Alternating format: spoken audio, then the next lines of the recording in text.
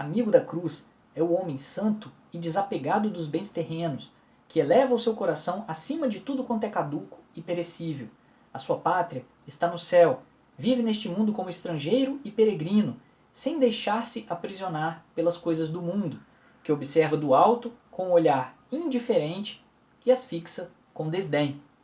Pessoal, assim continua o iniciozinho da carta aos amigos da cruz, em que agora ele trata de quem é esse amigo da cruz. Ele trata disso em alguns parágrafos e esse é um desses parágrafos bem interessante. A gente pode resumir o que ele quis dizer da seguinte forma. O amigo da cruz ele observa as coisas do alto com um olhar indiferente e as fixa com desdém. Por quê? Porque ele é peregrino e estrangeiro aqui nesse mundo e a sua pátria é o céu. Então nada aqui interessa possuir, porque nada dura a não ser a eternidade. Então, pessoal, nesse sentido, o que a gente pode falar? Primeiro, uma curiosidade aqui. A igreja, desde o seu início, tem consciência de que nós somos estrangeiros aqui, a nossa pátria é o céu, e, curiosamente, o nosso tempo aqui de vida, nesse mundo, ele serve justamente para que a gente se assemelhe ao coração de Cristo, né? Para que o nosso coração aprenda a amar como o de Cristo, né? Por isso Deus nos deu a lei, por isso nosso Senhor Jesus Cristo, pelo Evangelho, nos ensina a cumprir com perfeição a lei de Deus, né? Por isso Deus nos dá a graça pela igreja, principalmente pelos sacramentos, né? E pela igreja nos dá a doutrina, nos ensina a rezar. Por tudo isso,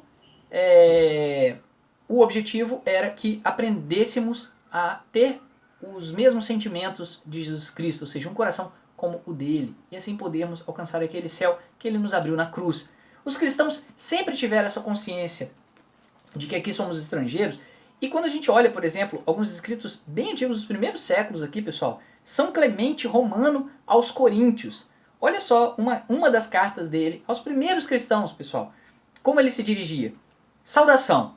A igreja de Deus que vive como estrangeira em Roma, para a igreja de Deus que vive como estrangeira em Corinto. E aí ele continua. Aos que se chamam santificados na vontade de Deus, por nosso Senhor Jesus Cristo, graça e paz da parte de Deus Todo-Poderoso, por meio de Jesus Cristo. Né? Mas ele coloca, depois, uma outra carta aqui, de São Policarpo de Esmirna, também, um pouquinho depois, mas também já no contexto dos primeiros cristãos aqui, pessoal. Policarpo e os presbíteros que estão com ele, a igreja de Deus que vive como estrangeira em Filipos. Né? Então é bastante interessante, né, essa consciência de que esse mundo passa e essa não é a nossa pátria, né, pessoal? Não significa que vamos descuidar das pessoas, do mundo, das coisas, né? Essa é a grande crítica errada que alguns fazem. Na verdade, quanto mais temos clareza que a nossa pátria é o céu, mais bem cuidamos das coisas da terra, porque menos disputamos por elas, porque as coisas pelas quais de fato disputamos não precisam ser disputadas, porque as coisas espirituais, pessoal, elas podem ser divididas por um número infinito de pessoas que elas não se diminuem com isso, ao contrário das coisas materiais, né? Então, falando um pouquinho mais a respeito disso, ele vai dizer, bom, então, o que acontece? Esse amigo da cruz, ele não se deixa aprisionar por essas coisas do mundo, e quando ele diz as coisas do mundo, ou bens terrenos, pessoal, aqui São Luís de Montfort está se referindo a todas as coisas, não só materiais, mas imateriais, aos nossos apegos, às pessoas, aos hobbies, aos sonhos, aos projetos, aos pensamentos, às ideias, enfim, a tudo, pessoal. Porque tudo isso passa, o que fica é a eternidade. E aí ele vai dizer, esse amigo da cruz, então observa todas essas coisas com indiferença.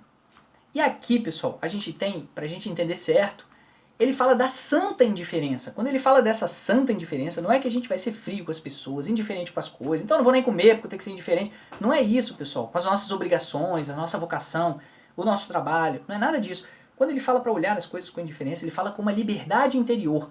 O que é a liberdade interior? Eu posso ter todas essas coisas, mas tudo é de Deus e vai ser feito em tudo a vontade de Deus. Então, eu tenho essas coisas, mas elas não me pertencem de fato, elas pertencem a Deus. Deus dá, Deus tira, vai dizer Jó. Né? Então, se for da vontade de Deus que algo aconteça na minha vida de bom ou de ruim, ruim segundo o meu conceito, porque é sempre para um bem maior, né? Ou na vida das pessoas que eu amo, ou frustrando determinados planos e projetos, vai ser feita a vontade de Deus. Eu posso fazer, como se diz, né? Eu posso tomar o meu remedinho diante da gripe, ou seja, eu posso fazer a minha parte, posso fazer algo, né? Devo fazer. mas com uma liberdade interior de em tudo dizer: Senhor, seja feita a vossa vontade e não a minha.